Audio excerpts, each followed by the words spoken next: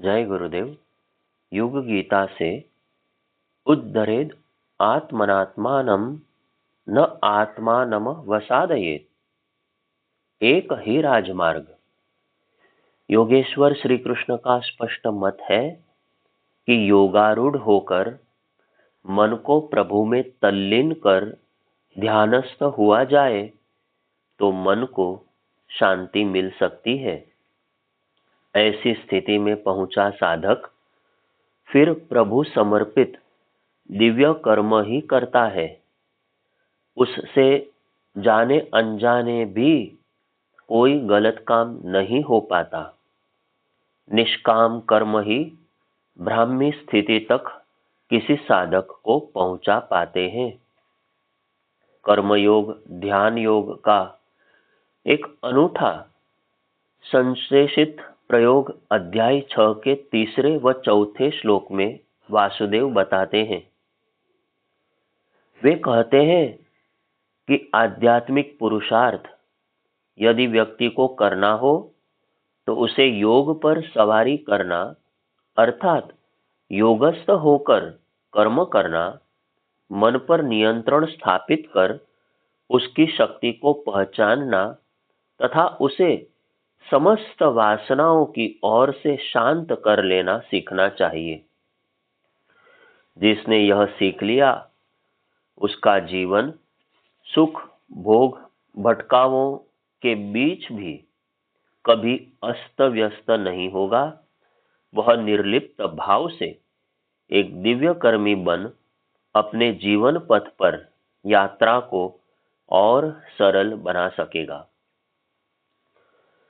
अब यह जानना जरूरी है कि सर्व संकल्पों का त्यागी पुरुष योगारूढ़ कब बनता है, कब उसे वह उच्च स्तरीय एकाग्रता मिल पाती है जहां वह यानी कि आत्मा परमात्मा से एकाकार हो सके। क्या कोई मदद बाहर से आती है या स्वयं ही पुरुषार्थ करना पड़ता है? यदि स्वयं ही करना होता है तो किस स्तर पर उसे सक्रिय होना चाहिए? क्या मन इतना शक्तिशाली है कि वह सारे आकर्षणों से विरत होकर आत्मसत्ता को सच्चा साक्षात्कार करा सके? इन्हीं का उत्तर अगले श्लोक में आया है। अध्याय 6 श्लोक 5 का पहले शब्दार्थ देखते हैं। विवेक युक्त मन के द्वारा आत्मना जीवत्वाभिमानी बुद्धि को आत्मनम नीचे न उतरने दे यानी कि गिरने न दे, न अवसादयेत, क्योंकि ही शुद्ध मन ही आत्मा एव जीवत्व अभिमानी बुद्धि का आत्मा न उपकार करने वाला मित्र है, बंधु। मन ही आत्मा एव जीवात्मा का आत्मन शत्रु है, रिपुहु। अब इस श्लोक का भावार्थ इस प्रकार हुआ। मनुष्य को अपने आप को स्वयं अपने द्वारा ही ऊंचा उठाना चाहिए और अपने आप को अधोगति में नहीं डालना चाहिए, क्योंकि यह मनुष्य आत्मा आप ही तो अपना मित्र है और वास्तव में यही आत्मा आप ही अपना शत्रु है। अपनी सहायता स्वयं करो। यहाँ युद्ध क्षेत्र में खड़े अर्जुन के लिए गीतोपनिषद का एक ही संदेश है जो योगेश्वर के श्रीमुख से निसृत हुआ है। अपनी सहायता स्वयं करो। जो अपनी सहायता करता है परमात्मा सहित सभी दैवी शक्तियां आकर उसकी मदद करती हैं। दैव दैव आलसी पुकारा एक जानी मानी उक्ति है।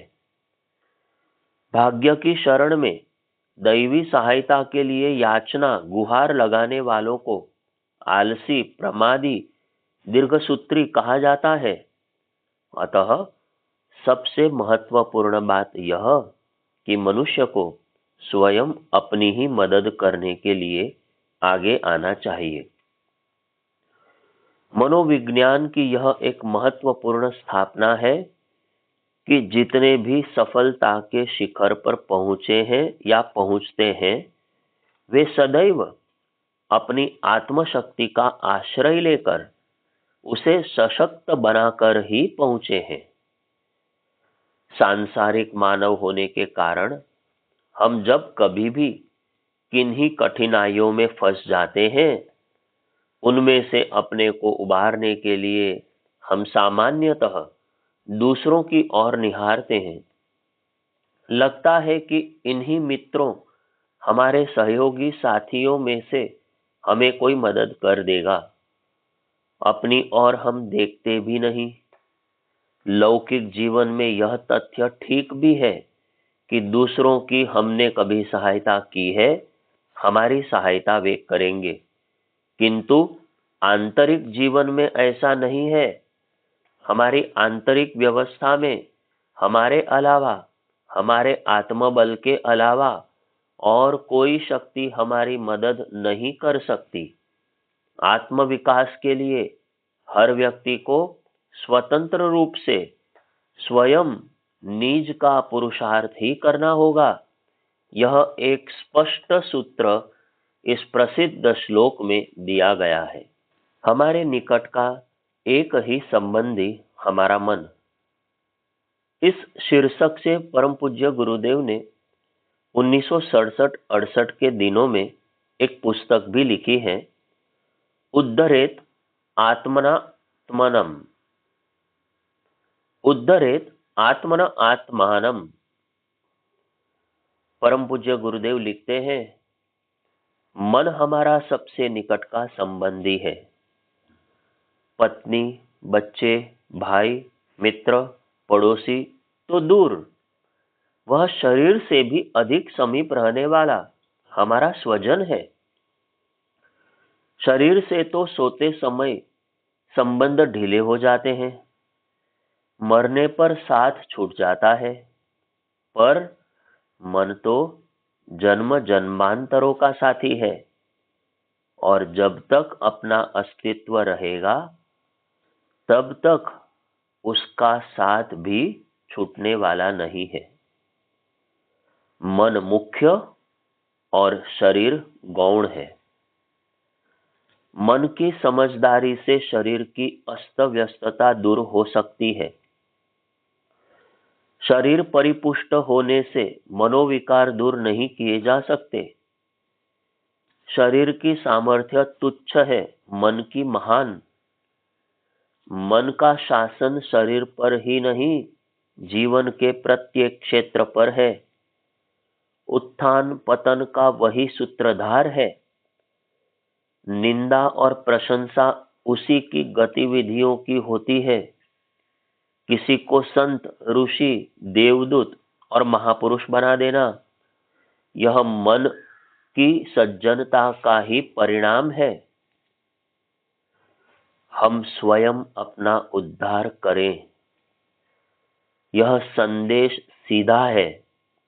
किसी भी साधक के लिए, योगारूढ़ हो, ध्यान योग में प्रविष्ट होने के इच्छुक दिव्य कर्मी के लिए, गीता के मार्ग पर चलकर मन की शांति पाने वाले किसी भी मानव के लिए, यदि हम इंद्रिय भोगों की ओर खींचते नहीं चले जाते, हम जितेंद्रिय हैं, ऊंचे उद्देश्यों में, उच्च स्तरीय प्रयोजनों में रुचि रखते हैं, तो हम अपने निज के, अपने मन के मित्र हैं। उसको ऊंचा उठने में हम मदद कर रहे हैं। और यदि हम भोग ऐश्वर्य के प्रवाह में खींच जाते हैं, हम स्वयं को बिखेर देते हैं, उच्छृंखल विचारों में बहते चले जाते हैं। मनोबल कमजोर होने से कोई भी कार्य हाथ में नहीं ले पाते, तो हम अपने मन के शत्रु हैं। हमारा आपा ही हमारा बंधु है और अपना आपा ही हमारा दुश्मन है। जिस दिन हम मन को मित्र बनाकर उसे जीत लेते हैं, तो फिर हम अध्यात्म क्षेत्र के साथ लौकिक जगत में भी एक सफल मानव बनते चले जाते हैं। शुद्ध मन, शुद्ध अहम की शक्ति। इस श्लोक में आत्मानम, आत्मना शब्द बार बार आया है और कहीं उसका अर्थ है विवेक युक्त मन और कहीं है जीवत्वाभिमानी बुद्धि और कहीं शुद्ध आत्मसत्ता। आत्मसत्ता और मन की एक ही शब्द से व्याख्या करके गीताकार ने अपने काव्य कौशल का परिचय दिया है। जब हम कहते हैं कि शुद्ध मन ही हमारी बुद्धि की उन्नति करने वाला, आत्मसत्ता को ऊंचा उठाने वाला है, तो हमारा आशय है कि ऐसा मन ही मुक्ति में सहायक होता है। विषयासक्त मन तो अवसादग्रस्त गिरा हुआ मन है। वह तो जीवात्मा के लिए शत्रु की भूमिका निभाता है और पतन का कारण बनता है। योग शास्त्र कहते हैं, चित्त वृत्तियों के शांत हो जाने पर दृष्टा पुरुष अपने स्वरूप में स्थिर हो जाते हैं, अवस्थित रहते हैं। मन को जब भी विषयादि भोगों से हटाकर आत्मनिष्ठ किया, तभी निज की सच्चिदानंद घन रूपी आत्मसत्ता में अवस्थिति होगी। जीव का मन माया से ढके होने के कारण नर पशु, नर कीटक, नर पामर, नर पिशाच स्तर के व्यक्तियों को अपना आत्म स्वरूप स्पष्ट दिखाई नहीं देता, जबकि देव मानव स्तर के व्यक्ति उस आवरण को हटाकर मन को अपना मित्र बनाकर उसकी अपार सामर्थ्य से जीवन मुक्ति का लाभ उठा लेते हैं। फिर बंधन क्या है? विषयासक्त मन ही जीवात्मा के बंधन का कारण है। सदैव उसी चिंतन में रत रहने वाला, अपनी कल्पनाओं का जगत वैसा ही बनाने वाला व्यक्ति कभी मोक्ष प्राप्त नहीं कर पाता। शुद्ध मन ही मोक्ष का कारण है। इसी संदर्भ में कहा गया है, मनुष्य का मन ही उसके बंधन और मुक्ति का कारण है। श्री रामकृष्ण परमहंस कहते हैं, मन आसक्ति रहित होने से ही भगवान का यानी कि परिष्कृत आत्मसत्ता का दर्शन होता है। शुद्ध मन से जो वाक्य निकलता है वही भगवान की वाणी है। शुद्ध मन और शुद्ध बुद्धि आत्मा के समान है, क्योंकि उनके अतिरिक्त और कोई शुद्ध पदार्थ इस धरती पर नहीं है। आगे वे कहते हैं, शुद्ध मन ही जीवात्मा को ब्रह्माभिमुखी करता है और संसार सागर से उसका उद्धार करता है। दूसरी ओर वासना में आसक्त मन जीव को नरक में गिराता है। वासना युक्त जीव, वासना युक्त शिव। सारा खेल मनः शक्ति का। सारी बात स्पष्ट है। मन ही मन को गिराता है, मन ही मन को उठाता है। सारा खेल संसार में इसी मनः शक्ति का चल रहा है।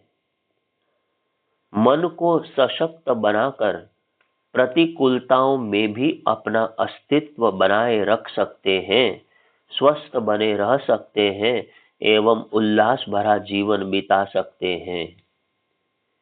इसी मन के दुर्बल पड़ने पर हम जीवित रहते हुए नारकीय वेदना की अनुभूति भी कर सकते हैं एवं घोर निराशा की स्थिति में जीते हुए आत्मघात करने की भी सोचने लगे हैं। Samarth, Shiva, Voltaire, Napoleon, Garibaldi, Joan of Arc, Swami Ramtirtha, Swami Vivekananda, Veer Bhagat Singh, Gandhi आदि वे नाम हैं जिनने मन की इसी शक्ति का आश्रय ले स्वयं को ऊंचा उठाया और अन्य अनेकों के लिए पथ प्रशस्त किया। मन के हारे हार है, मन के जीते जीत, इसी आधार पर कहा जाता है। धरती पर स्वर्ग जैसी उत्कृष्ट परिस्थितियां विनिर्मित करनी हो तो मन को ऊंचा उठाना होगा, मानवों में देवत्व का समावेश करना होगा, विधेयात्मक चिंतन ढेरों व्यक्तियों का बनाना होगा। विधेयात्मक मनः स्थिति की चर्चा करते हुए अगणित मनः चिकित्सक अध्यात्मवादी चिंतक लोगों की मानसिकता में परिवर्तन कर उन्हें प्रगति के मार्ग पर बढ़ाते रहे हैं। आंतरिक व बहिरंग दोनों ही जगत की सिद्धि का एक ही राजमार्ग है, मनः शक्ति का सार्थक सुनियोजन। ढेरों ईसाई पादरी इसी एक विषय पर अपने उद्बोधन से समूह में आत्मविश्वास जागृत कर उनसे धर्म सम्मत परोपकार के अगणित कार्य संपन्न करा लेते हैं। Norman Vincent Peale, Napoleon Hill जैसे लेखकों ने इस विषय पर अगणित पुस्तकें लिखी हैं एवं ढेरों अवसादग्रस्त लोगों को नई राह दिखाई है। शिक्षा नहीं, भीतर से उबारने वाली विद्या जरूरी। शिक्षा की, अध्यापकों की जरूरत को हम सभी समझते हैं व यह मानते हैं कि इनकी अनगढ़ को सुगढ़ बनाने में महत्वपूर्ण भूमिका है।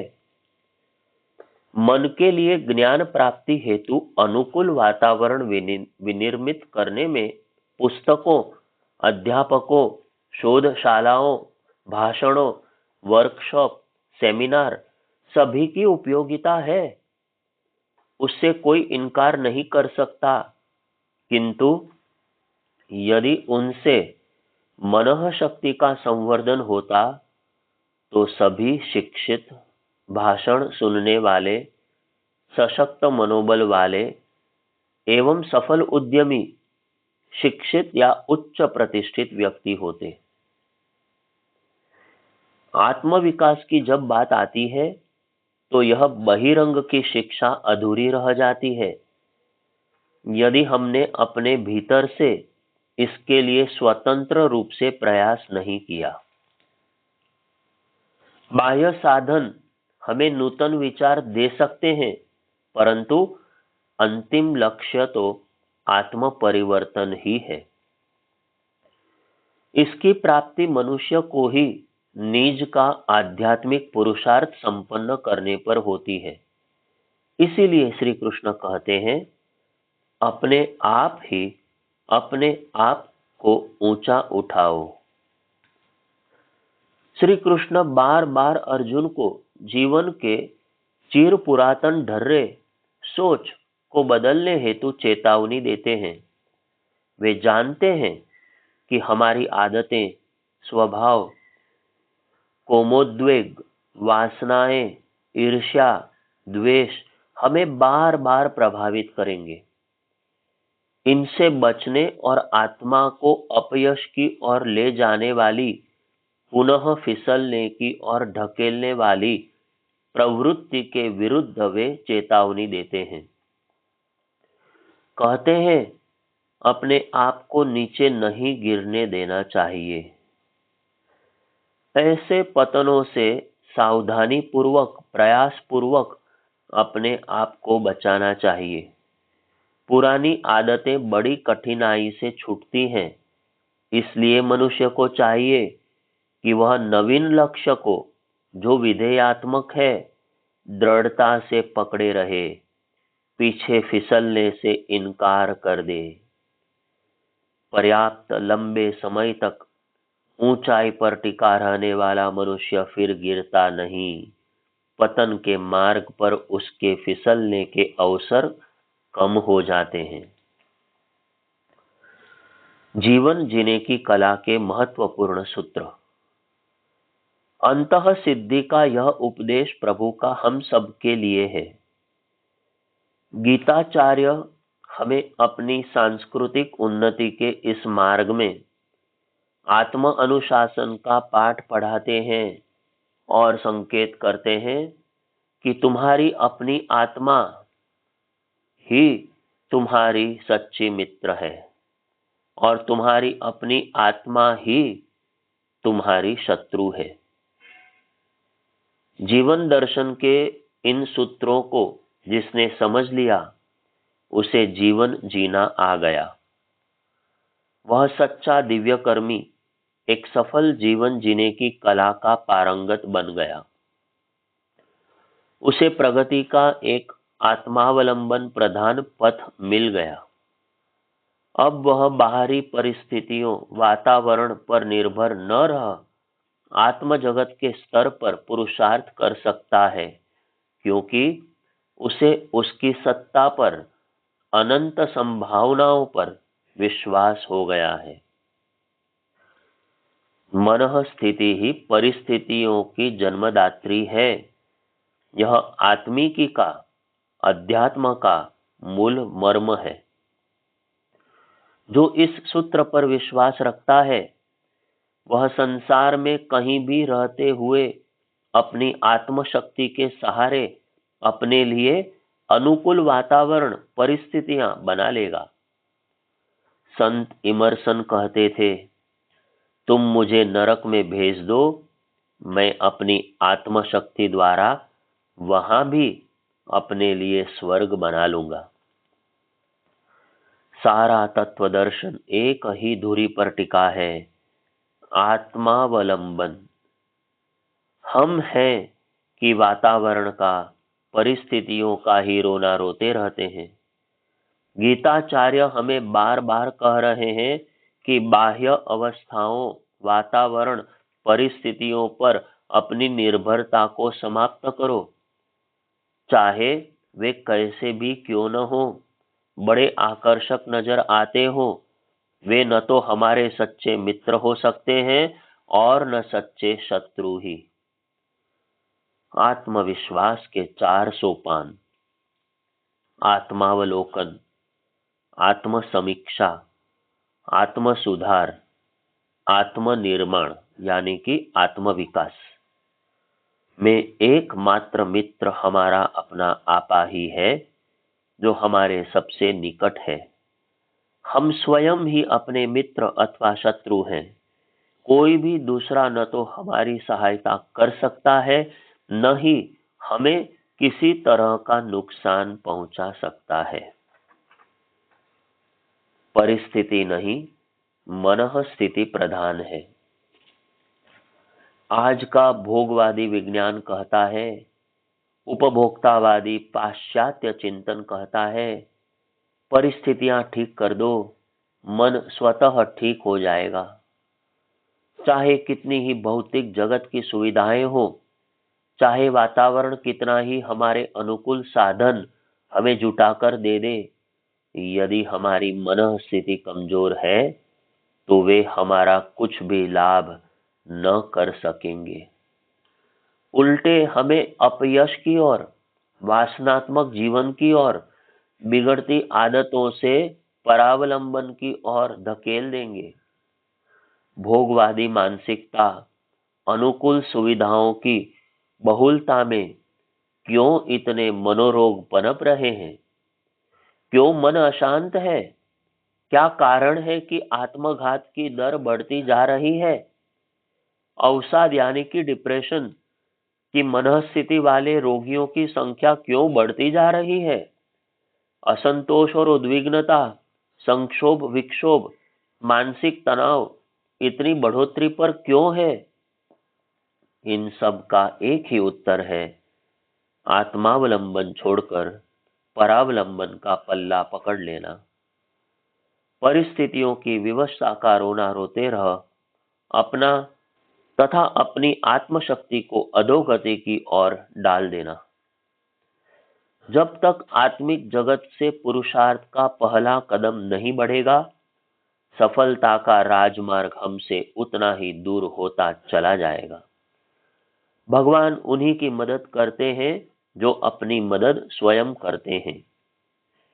हमें अपने प्रचंड मनोबल एवं अनंत शक्ति संपन्न आत्मसत्ता पर भरोसा रख उसी का आश्रय लेना चाहिए। यही पूरे इस 5वें श्लोक का सार संक्षेप है। आगे की चर्चा कल करेंगे। जय गुरुदेव।